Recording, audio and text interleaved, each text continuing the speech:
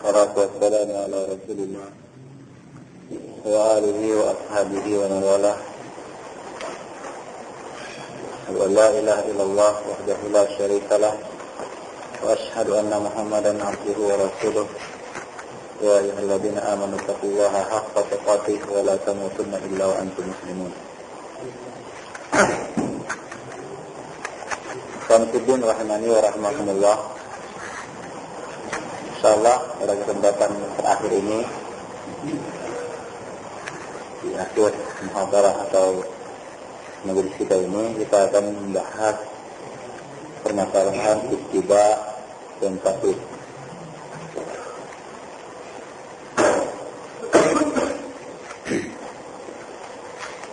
Bagaimana yang telah kita ketahui bersama bahwa dinul Islam adalah dinul ittiba, yaitu berjalan di belakang dalil syar'i yang telah Allah Subhanahu wa taala tetapkan. Allah Subhanahu wa taala telah menandakan hal ini di dalam kitabnya dalam surat Ali Imran ayat surat Al-Imran. Allah Subhanahu wa taala mengatakan, "Qul in kuntum tuhibbunallah fattabi'uni yuhibbukumullah wa yaghfir lakum dzunubakum wallahu ghafurur rahim." Katakanlah, jika kamu benar-benar cinta kepada Allah, maka ikutilah aku, niscaya Allah akan mencintaimu dan mengampuni dosa-dosamu. Ayat ini adalah dalil wajib mentaati, mengikuti, meneladani Rasulullah Sallallahu Alaihi Wasallam. Khususnya yang berkaitan dengan masalah hadis. Khususnya yang berkaitan dengan masalah hadis.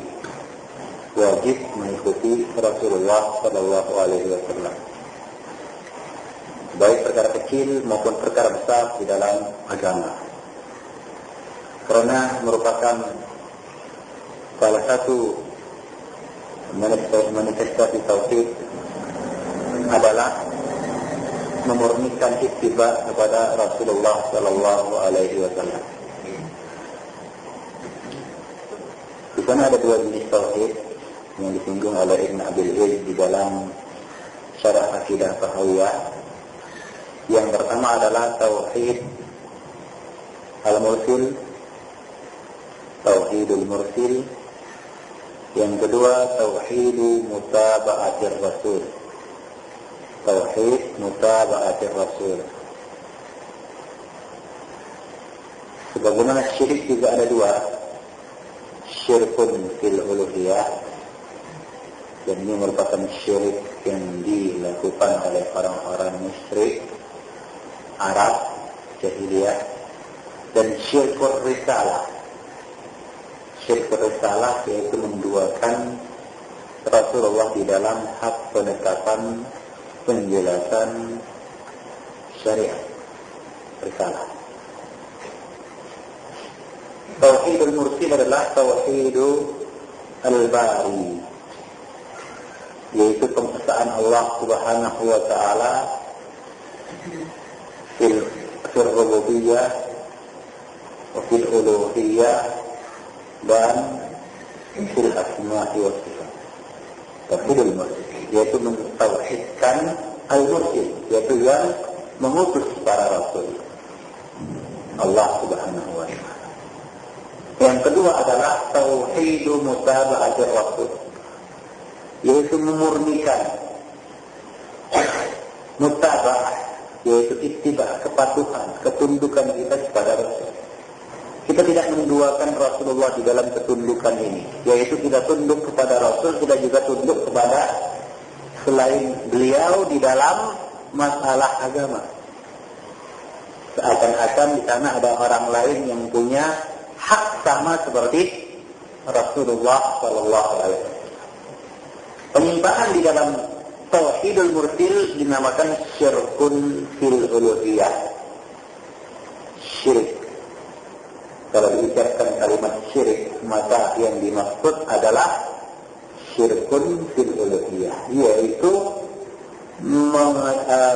mensekutukan atau memalingkan ibadah, yaitu uluhiyah. Uluhiyah itu adalah ibadah kepada selain Allah Subhanahu wa ta'ala. Penyimpangan di dalam tauhidu mutaba'atir rasul adalah syirkun fil risalah. Syirkun fil risalah ini adalah menduakan risalah, yaitu kita tunduk kepada risalah Rasulullah, kita juga ikut risalah yang lainnya, risalah adab, syariat, adab, ya. Di samping ikut syariat, dia juga ikut adab. Nah, ini namanya syirkun fil risalah. Seorang muslim muwahhid adalah yang mengesahkan Allah Subhanahu wa ta'ala di dalam ibadahnya, di dalam ar-rububiyahnya, dan di dalam al-asma' wa sifat, dalam meyakini nama-nama dan sifat-sifat Allah. Dan dia juga memurnikan ketaatan dan ketundukannya kepada Rasul, yaitu dia hanya ittiba, dia hanya berpedoman, dia hanya menyembah Allah dengan tata cara yang telah digariskan oleh Rasulullah SAW. Ini termasuk juga tauhid. Nah, itulah dia seorang muslim, mukmin dan muwahhid. Dalam ayat yang kita bacakan tadi, Allah Subhanahu wa ta'ala mengatakan, katakan wahai Muhammad, kul, ini adalah perintah kepada Rasulullah untuk mengatakan kepada siapa? Kepada umat. In kuntum, jika kamu ya, yaitu selain Rasulullah, kamu tuhibbun Allah, mengaku mencintai Allah, fattabi'uni, maka ikutilah aku, ikutilah Rasulullah sallallahu alaihi wasallam. Tauhidu ar-risalah, atau tauhid al-mutaba'atir rasul, tauhid mutaba'atir rasul. Jika kamu benar-benar mencintai Allah, maka ikuti Rasulullah sallallahu alaihi wasallam sebagai manifestasi tauhid kepada Allah, cinta kepada Allah. Niscaya Allah Subhanahu wa ta'ala akan mencintaimu dan akan mengampuni dosa-dosamu. Coba ikhwan sekalian perhatikan benar-benar ayat tersebut. Memang banyak orang yang mengaku cinta kepada Allah, ya. Mungkin se-Indonesia ini kaum muslimin, ya, se-Indonesia, kalau ditanya, kecuali orang gilanya, ya, kalau ditanya cinta kepada Allah, apa jawabannya? Namun ada yang pura-pura, ada yang sejati. Cinta monyet, ada cinta sejati. Bukan kali ini ya. Sebagaimana kata pepatah orang Arab bilang dalam satu syair, kullun yadda'i waslan bi Laila, walakin Laila la tusirru biha. Semua orang mengaku pacar si Laila, padahal si Laila tidak mengakuinya. Nah, jadi butuh pengakuan dari yang dicintai, bukan dari yang mencintai. Kalau butuh pengakuan dari yang mencintai, wah, semua orang pasti mencintai Allah. Nah, apa kata Allah? Allah mengatakan, fattabi'uni, ikutilah Rasulku. Man ata'ar Rasul, dapat Allah. Barang siapa yang taat kepada Rasul, maka dia telah taat kepada Allah Subhanahu wa ta'ala. Kalau cinta ingin diterima oleh Allah, diakui cinta kita, maka ikuti Rasulullah. Bahkan tidak sampai di situ saja. Allah Subhanahu wa ta'ala mengatakan, menambahkan lagi, yuhibbukumullah wa yaghfir lakum dzunubakum. Allah balas mencintai kamu. Kamu mencintai Allah, Allah Subhanahu wa ta'ala akan mencintai kamu dengan ittiba, Jadi cinta kita diakui dan Allah mencintai kita. Lebih dari itu, Allah Subhanahu wa taala mengampuni dosa-dosa kita. Itu dia karamahnya ittiba. Ya, karamahnya ittiba. Cinta kita diakui Allah, Allah mencintai kita, dan Allah Subhanahu wa taala mengampuni dosa-dosa kita.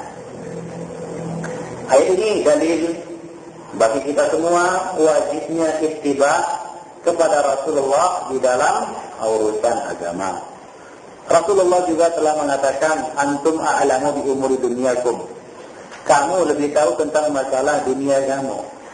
Agar tapi tentang masalah agama tanyakan kepadaku. Masalah agama tanya kepada Rasulullah. Masalah dunia kamu mungkin lebih tahu daripada aku, kata Rasulullah. Allah Subhanahu wa taala juga telah mengatakan di dalam kitabnya, in tuti'uhu tahtadu wa ma 'ala ar-rasul illa al-balaghul mubin. Fa innama alaika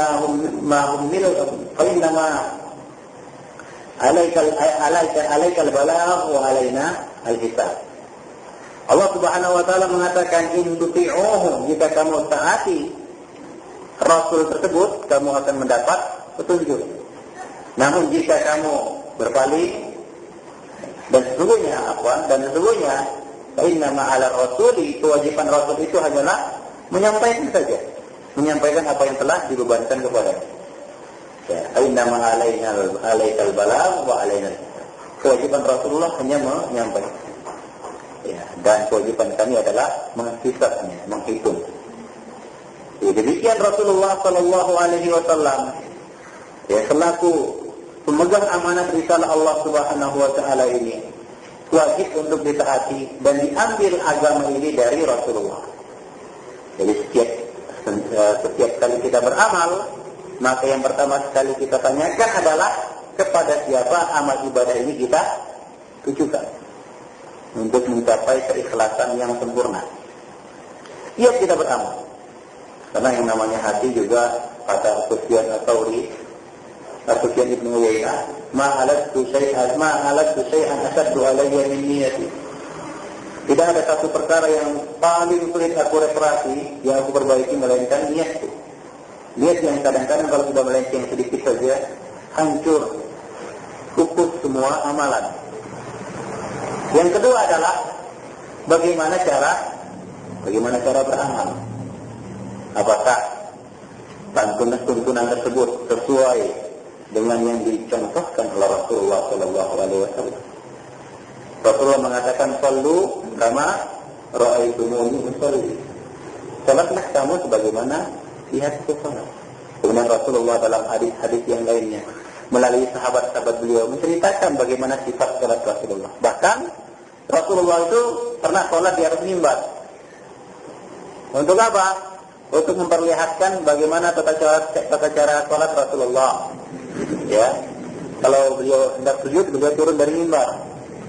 Ya, raja'a faqara, yaitu mundur ke belakang kemudian sujud. Untuk memperlihatkan bagaimana cara salat Rasulullah sallallahu alaihi wasallam, cara salat beliau. Ini artinya apa? Wajib bagi umatnya untuk iqtida, mengikuti apa yang telah dituntunkan Rasulullah. Demikian juga Rasulullah mengatakan, khudhu anni manasikakum, ambillah dariku manasik haji kalian. Nah, ini juga menunjukkan bahwa mimbar Rasulullah itu enggak seperti mimbar Clinton yang banyak di masjid sekarang ya. Mimbarnya gini ya. Nah, kalau begitu bagaimana mundurnya Rasulullah, kan gitu ya. Mimbar Rasulullah 3 tingkat, bukan seperti mimbar yang banyak dipakai di masjid-masjid Muhammadiyah biasanya. Mimbar yang apa itu? Yang di dalam podium, ya, itu bukan mimbar, podium ya. Nah, kenapa? Karena dalam hadis itu disifatkan bagaimana Rasulullah naik ke atas mimbar kemudian turun ke belakang untuk sujud. Kalau mimbarnya seperti itu, bagaimana naiknya, bagaimana turunnya? Nah, demikian. Tujuannya apa Rasulullah sholat di atas mimbar? Untuk memperlihatkan kepada umatnya bagaimana tata cara sholat Rasulullah. Untuk memperlihatkan kepada manusia bagaimana tata cara sholat beliau. Demikian juga di dalam hal-hal yang lainnya. mulai dari masalah-masalah yang berkaitan dengan syahadatain, salat, zakat, haji, dan saum, ini harus kita cocokkan dengan sunnah Rasulullah Sallallahu Alaihi Wasallam.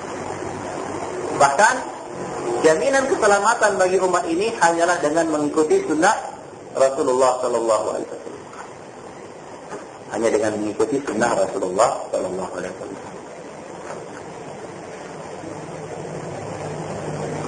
Adapun mengenai at-taqlid,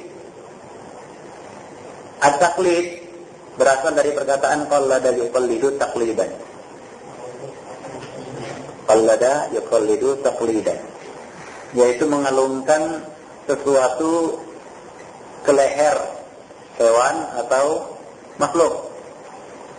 Kalung kita sematkan di leher seorang, itu namanya yuqallidu al-iqat atau dan sebagainya, atau habl atau yang lain. Artinya apa? Menyerahkan satu perkara kepada seseorang. Yuqalladu fil umur, diserahkan kepadanya urusan-urusan perkara. Nah, ini namanya taklid. Adapun secara istilah, taklid itu adalah mengambil pendapat orang lain,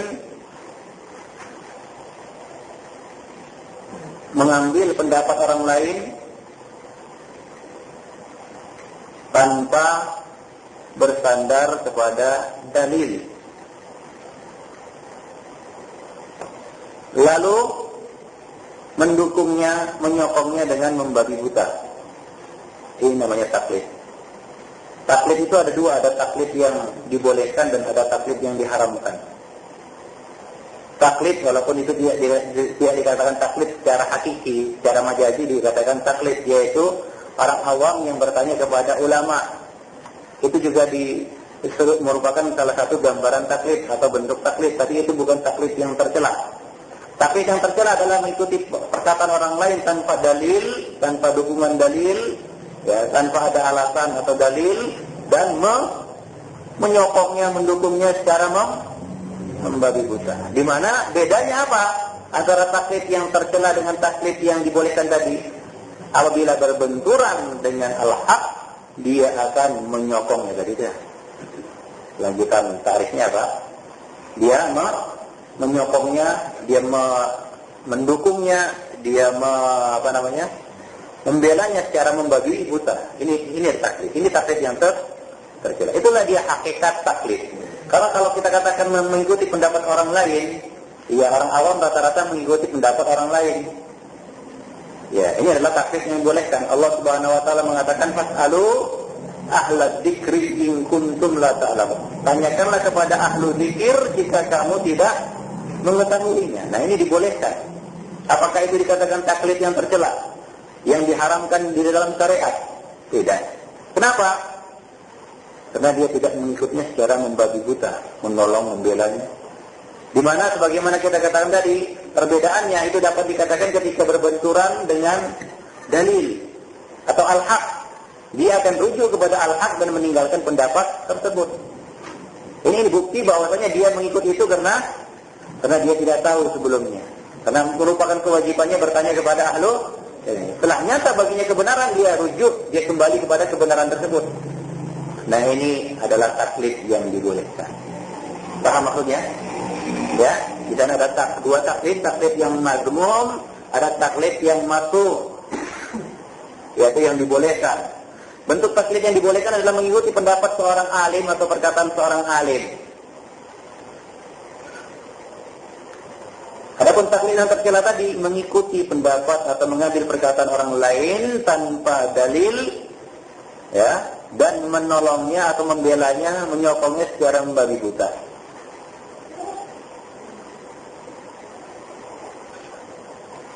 Agar antum nanti tidak dihujah orang atau dibantah orang mengatakan kamu juga taklid. Coba kamu, dari mana dalilnya atau mana dasarnya kamu berbuat begini-begini? Oh, Syekh Al-Albani mengatakan Syekh Fulan, tidak dalil. Oh, kenapa kamu mengatakan demokrasi nggak boleh? Oh, fatwa Syekh timbal. Ini taklid. Ini taklid memang. Ini taklidnya yang dibolehkan. Kita sebagai orang awam yang tidak mengerti tentang masalah din wajib bertanya. Ya, wajib bertanya, ini dibolehkan. Seperti ini, bahkan ini tidak dikatakan taklid ya. Ini tidak dikatakan apa? Taklid, tapi apa? Ini apa? Soal ahli al-ilm. Tadi kita bawakan ayat. Fasalu ahla dzikri in kuntum la ta'lamun. Tapi dikatakan juga taklid secara majazi, kiasan. Baik. Para a'imah sangat melarang hal perkara ini, yaitu taklid ini. Di mana mereka memerintahkan kaum muslimin untuk mengambil dari mana mereka mengambil dan belajar sebagaimana mereka belajar. Imam Ahmad mengatakan la tuqallidu Malikan wala Syafi'iyan wala Sufyan wala Al-Auza'i walakin khudh min haitsu akhadhu wa ta'allamu kama ta'allamu. Ya. Wa ta'allamu kama ta'allamu. Janganlah kamu taklid kepada Malik, Imam Malik. Ini perkataan Imam Ahmad ya. Janganlah kamu taklid kepada Malik, Imam Malik. Jangan kamu taklid kepada Imam Syafi'i. Jangan kamu taklid kepada Imam At-Tawri. Jangan kamu taklid kepada Al-Imam Al-Auza'i. Dan jangan juga kamu taklid kepada aku. Tapi ambillah dari mereka, dari mana mereka mengambil. Maksudnya apa? Dari dalil. Yang diikuti itu dalilnya. Ya, yang diikuti itu adalah dalil. Jadi seorang alim itu tidak mengajak orang untuk mengikuti dirinya, karena itu akan menciptakan atmosfer apa? Ta'assub, fanatik kepada seorang. Ini bahaya. Kultus individu ujungnya, dan ujung-ujungnya bisa menjadi syirik. Jadi dia mengajak orang untuk apa? Mengikuti dalil. Oleh karena itu disukai atau dianjurkan ketika menjelaskan sesuatu itu disertakan dengan dalilnya, supaya orang itu terikat bukan dengan ucapan orang. Kenapa? Karena ucapan orang itu boleh benar, boleh salah. Sampai Abdullah bin Mubarak saking dia tidak mau mengikat orang dengan ucapannya. Pernah dia lihat satu kitab, kemudian tertulis itu kultu kata. Dia tanya kepada penulis, ini siapa yang nulis ini? Saya, katanya. Kemudian dia diambil alat pengeruk, dikeruknya sendiri. Kalimat kultu. Ya, aku berkata. Dia tidak mau mengikat orang dengan apa? Ucapannya. Nah, ini kan kata Imam Ahmad. Ambillah dari mana mereka ambil, yaitu dari dalil. Kita beramal dengan dalil. Kita menyembah Allah Subhanahu wa taala dengan apa?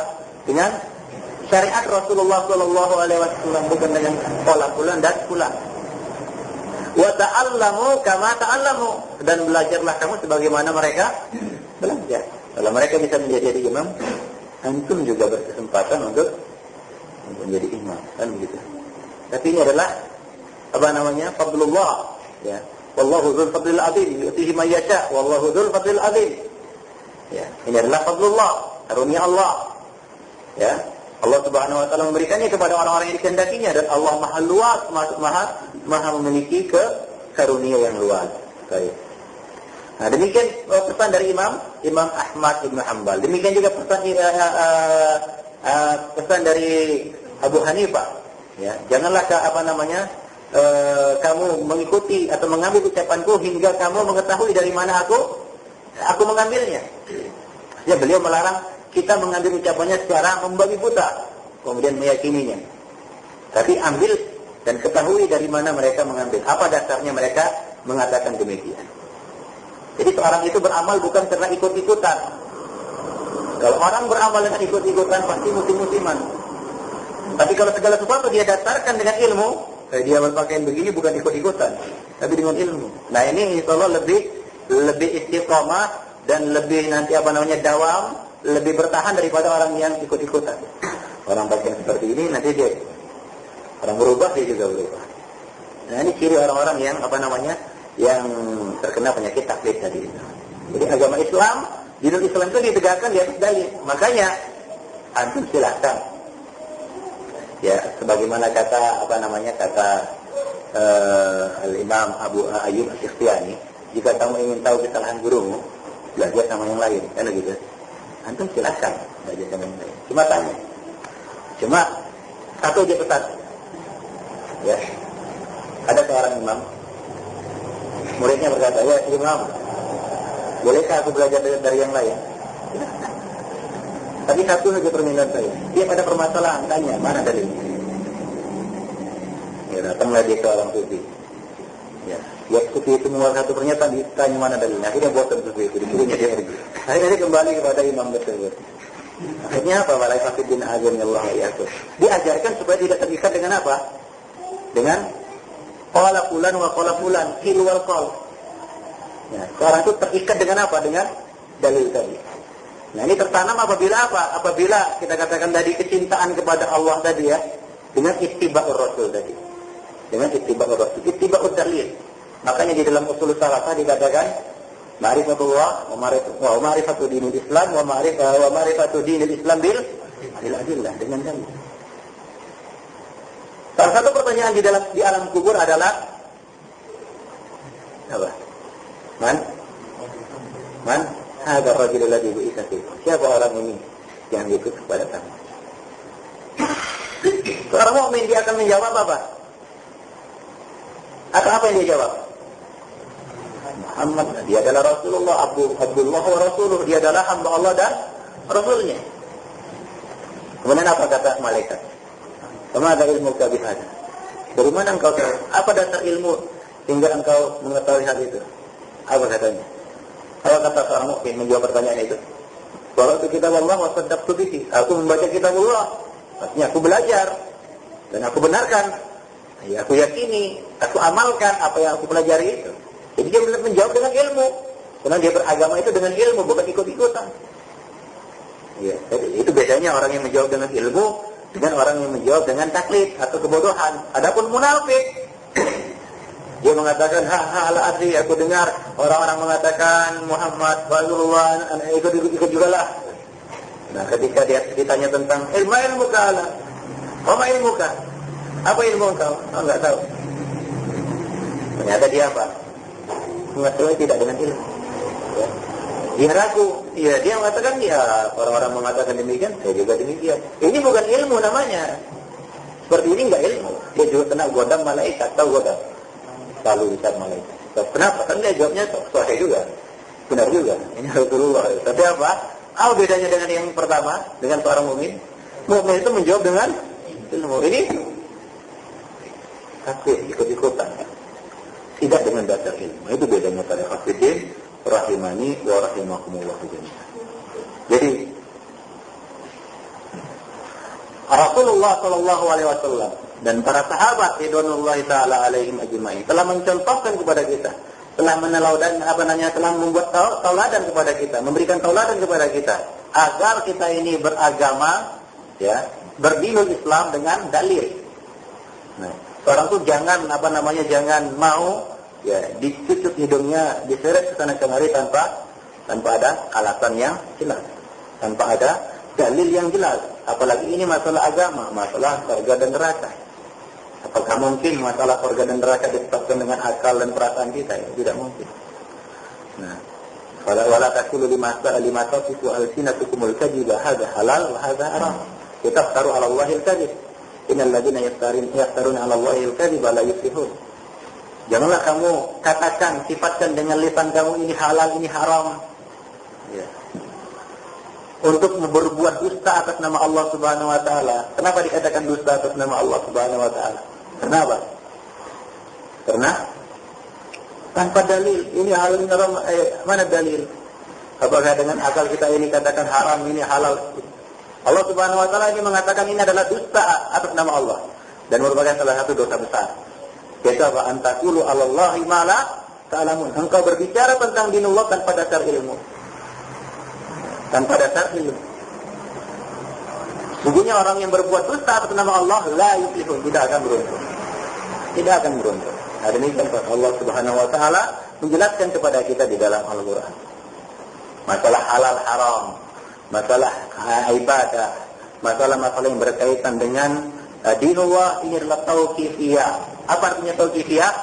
Tidak boleh ditetapkan kecuali dengan dalil. Ikhwani fillah rahimani wa rahimakumullah. Allah Subhanahu wa taala telah menjelaskan hal ini di dalam banyak ayat. Ya, mengenai ittiba dan tahrimul taklid. Allah Subhanahu wa taala menjelaskan bahwa kebanyakan orang-orang musyrik jatuh ke dalam syirik itu karena taklid. Dalam surat Al-Baqarah disebutkan, apabila mereka diseru kepada al-haq, mereka mengatakan innama alfayna, mana ayatnya? 100? Tidak.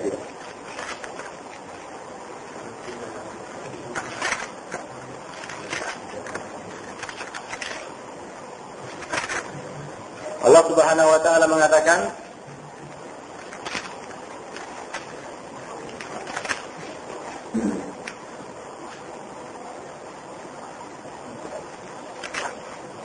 ya bukan itu. Wa idza qila lahum ittabi'u ma anzalallah 170 ya benar. Wa idza qila lahum ittabi'u ma anzalallahu qalu bal nattabi'u ma alfayna alaihi aba'ana. Dan apabila dikatakan kepada mereka, ikutilah apa yang telah diturunkan Allah, mereka menjawab apa? Apa jawaban mereka? Tidak. Ya, bal ini linnafi di sini ya, untuk mengingkari. Bal bukan isbat tapi nafi. Tidak. Tetapi kami hanya mengikuti apa yang telah kami dapati dari nenek moyang kami, yaitu taklid. Apa yang mereka lihat dari nenek moyang, dari adat istiadat, itu yang mereka lakukan. Tanpa lagi melihat dan memandang dalil. Demikian juga syirik yang terjadi di tengah-tengah umat manusia itu akibat taklid. Ada dua perkara yang menyebabkan seorang itu jatuh ke dalam taklid. Adamul ittiba, maksudnya adamul ilmi. Yang kedua adalah at-taklid, budaya taklid. Coba lihat di dalam surat Al-A'raf. Wa in akhadna min bani adam min zuhurihim dzurriyyatahum wa ashhadahum ala anfusihim alastu bi rabbikum qalu bala syahidna an taqulu 'ala Allahi yaumal qiyamati inna kunna an hadza ghafilun. Inna kunna an hadza ghafilin. Aw taqulu inna ma asyraka abauna wa nahnu dzurriyyatun min ba'dihi afatuhlikuna bima fa'alal mubtilun. Demikian Allah Subhanahu wa taala menjelaskan. Dan ingatlah wahai umat manusia, ketika Allah mengambil perjanjian mengeluarkan anak-anak keturunan Bani Adam dari tulang punggungnya, kemudian mempersaksikan kepada mereka, bukankah aku sesembahan kamu sekalian, aku adalah ilah bagi kamu sekalian? Jawab mereka, balas. Benar kami menjadi saksi atas hal ini. Apa kata Allah? Antaqulu yaumal qiyamati inna kunna an hadza ghafilin. Kami lakukan hal itu agar kamu nanti di hari kiamat tidak mengatakan, ya Allah kami lalai akan hal ini. Kami enggak tahu. Enggak ada ya. Ini perhatian sudah diambil dari masing-masing kita. Tahu maupun kita tidak tahu. Sadar atau tidak disadari, Allah telah mengambil perjanjian ini. Ini adalah sejarah awal manusia. Kalau ditanya, kapan awal sejarah manusia itu dimulai sejak kapan? Ketika dia berada di rahim ibu, bukan belum. Ketika Allah mengambil mereka semuanya dari tulang punggung Adam untuk mempersaksikan tauhid. Buatnya hal ini adalah telah terfitrah di dalam diri mereka. Mereka jatuh ke dalam syirik. Ada dua sebab utama. Yang pertama adalah agar kamu tidak mengatakan nanti di hari kiamat, ya Allah, kami nggak tahu ini syirik. Wah, nggak bisa. Allah telah mengambil perjanjian dan Allah telah mewajibkan kamu untuk menuntut ilmu. Betapa agungnya menuntut ilmu itu ya. Fa'lam annahu la ilaha illallah. Aw taqulu inna ma asyraka aba'una min qabl wa nahnu dzurriyyatan min ba'dihim afatuhlikuna bima fa'ala mufsidun. Ya Allah, yang berbuat syirik itu kan bapak-bapak kami, nenek moyang kami. Kami kan hanya ikut-ikutan saja.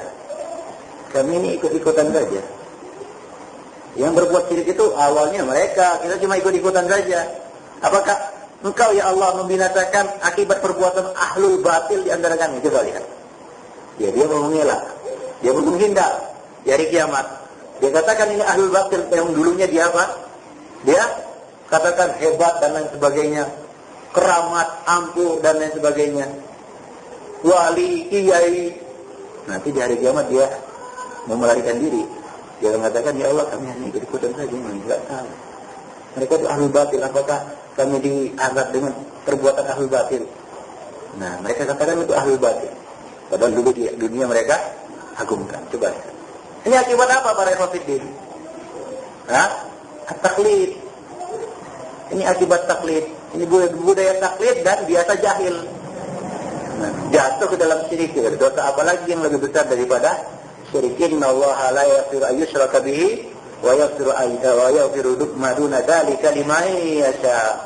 Allah Subhanahu wa taala tidak mengampuni dosa apa? Syirik. Dan mengampuni dosa-dosa di bawah syirik. Bukan selain syirik ya, salah. Di bawah syirik bagi orang-orang di karena Syekh Ibnu Utsaimin mengatakan salah yang mengatakan selain syirik. Di bawah syirik itu dikehendakinya. Bagi yang dikehendakinya. Nah, demikian ikhwani fiddin rahimani wa rahimakumullah. Dari situ dapat kita rasakan betapa pentingnya menuntut ilmu ittiba itu tadi. Ya, karena ittiba itu tidak akan dapat kecuali dengan menuntut ilmu. Karena kita menuntut dalil. Dan ilmu itu adalah ad-dalil. Apa kata Imam Syafi'i? Kullul ulumi siwal Qur'ani masghulatun illa al-hadits wal fiqh fid-din. Al-ilmu ma kana fihi haddatsana wa ma siwa dzaka fa waswasus syayatin. Semua ilmu itu ya, kecuali ilmu Quran adalah menyibukkan saja, merepotkan saja. Kecuali ilmu fikih dan ilmu apa? Tafaqquh fid-din, ilmu fikih fid-din, ilmu hadis dan ilmu fikih. Ilmu itu adalah yang ada di dalamnya ucapan haddatsana, yaitu hadis Rasulullah. Selain itu hanyalah was-was dari setan saja. Nah, demikian ikhwan fillah rahimani wa rahimakumullah. Jadi kita tidak memakai semboyan.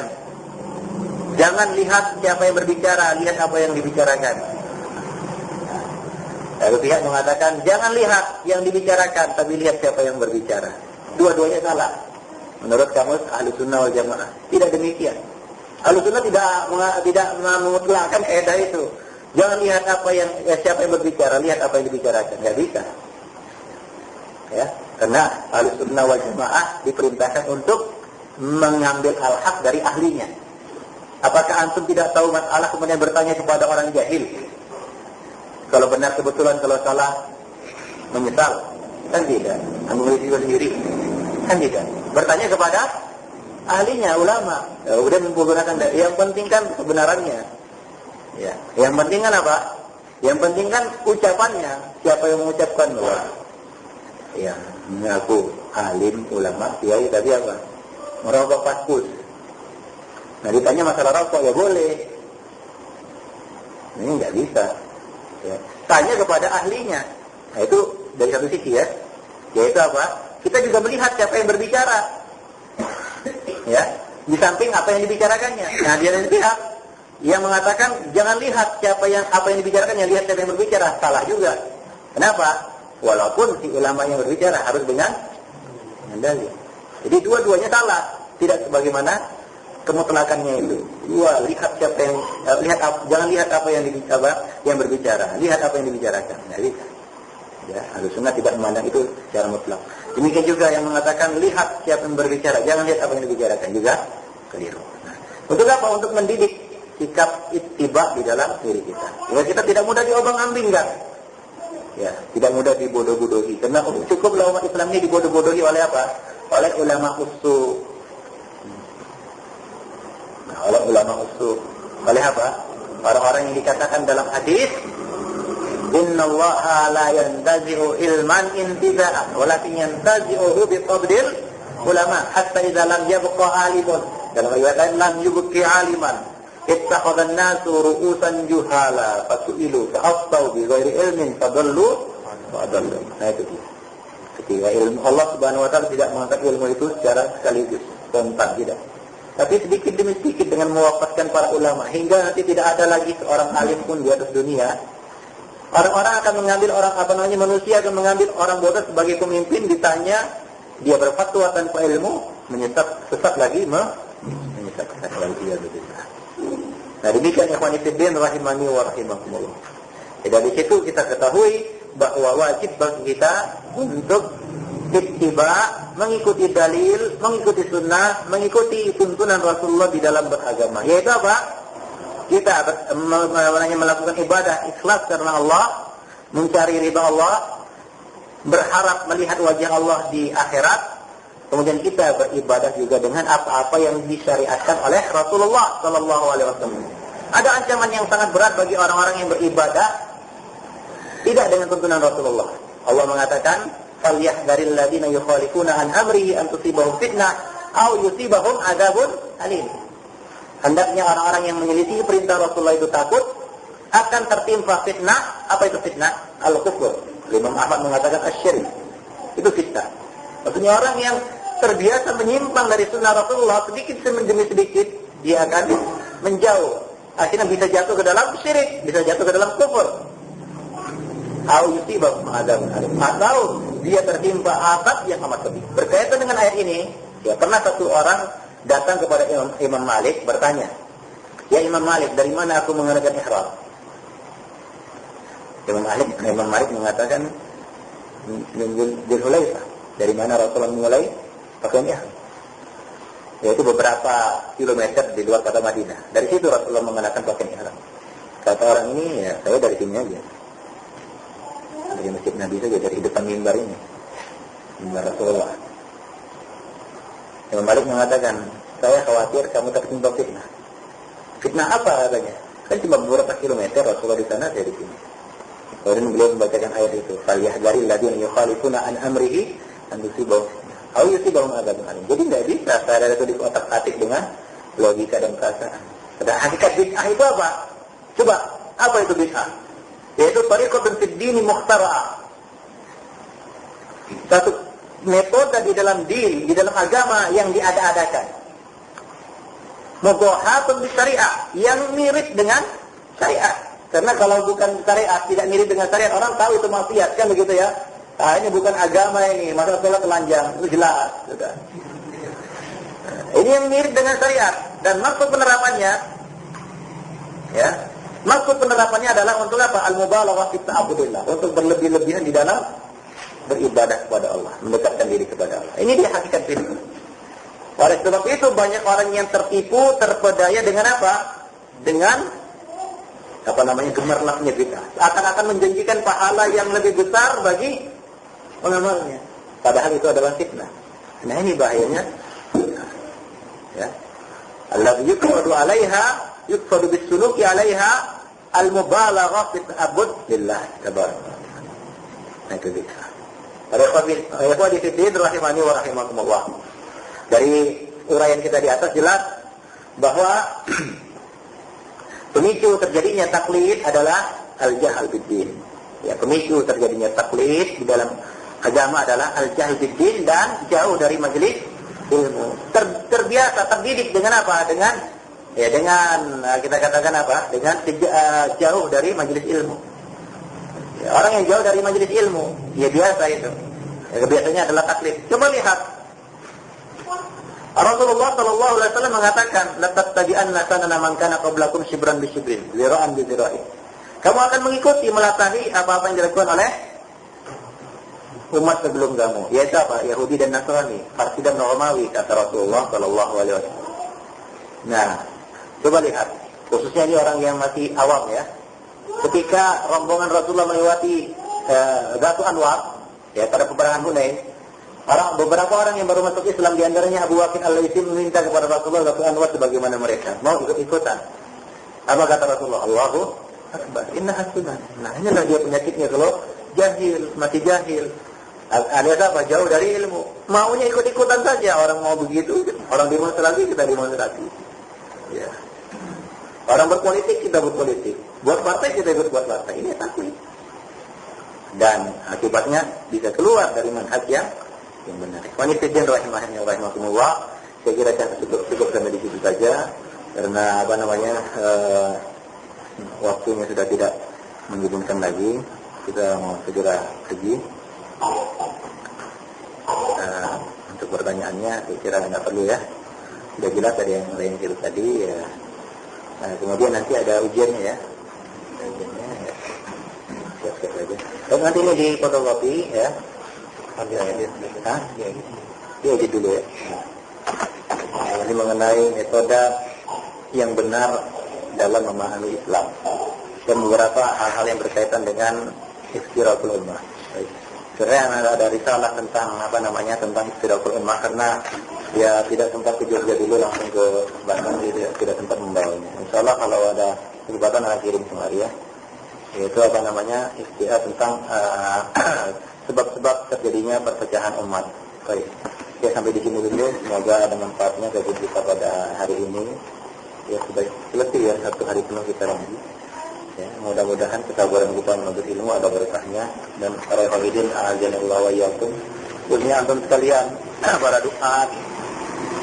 Ya, doa di sunnah ini ya imbau supaya benar-benar di dalam sungguh-sungguh di dalam menuntut ilmu, karena dai yang jauh dari ilmu akan mudah terjebak ke dalam penyimpangan. Ingat firman Allah Subhanahu wa taala, wa la takunu kalladzina kharaju min diyarihim bataran wa ri'an nas wa yasudduna an sabilillah. Apa kata Allah? Janganlah kamu seperti orang yang keluar dari rumahnya. Untuk apa saja? Antum sebagai keluar rumah. Wala takunu kalladzina kharaju min diyarihim. Janganlah kamu keluar dari yang seperti orang-orang yang keluar dari negerinya. Bagaimana? Bataran, sombong. Ini penyakit. Waria'an nas, tujuannya untuk memperlihatkan amalnya, ya. Memperlihatkan ibadahnya kepada manusia. Ria, tidak ikhlas.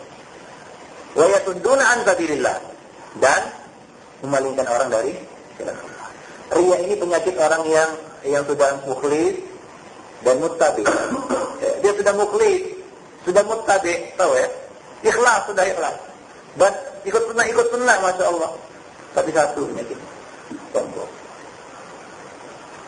Ini penyakit. Yang kedua, waria'an nas. Ini penyakit orang yang ria. Penyakit ria. Niatnya tidak ikhlas. Ikut sunnah, Masya Allah. Sunnah. Nyunnah 100%. Tapi satu ini. Sombong, Masya Allah. Orangnya. Tapi ria. Aduh, Masya Allah. Tapi di balik itu semua, maksudnya adalah ria'an nas. Ini juga penyakit. Yang ketiga, apa? Yasudduna an sabilillah. Ini yang paling parah. Ini penyakit orang-orang yang tidak berilmu, yang keluar dari ittiba'us sunnah. Akhirnya apa? Semua tindak tanduknya yang berdasar kejahilan itu menjadi penghalang bagi orang lain menuju jalan Allah Subhanahu wa taala. Betapapun ikhlasnya, betapapun dakwahnya. Paling bahaya. Mungkin yang pertama, kedua itu mudaratnya kembali kepada diri sendiri. Tapi yang ketiga, yasudduna an sabilillah. Waliyadzubillah. Antum keluar dari rumah, ternyata antum menghalangi orang dari jalan Allah karena sikap antum. Ya, karena tindak tanduk antum adalah mewakili. Antum keluar dari rumah sebagai seorang muslim itu mewakili agama Islam. Jangan dengan tindak tanduk antum justru menghalangi orang dari jalan. Wah, beginilah muslim itu. Beginilah salafi itu rupanya. Nah, ya, makanya para hafidin azanillahu wa iyyakum, hendaknya kita ya makin hari makin memperbaiki amal kita. Esok hari lebih baik daripada hari ini. Itulah dia modus orang muslim. Ikut hayatnya. Ya, demikian saja, semoga ada manfaatnya.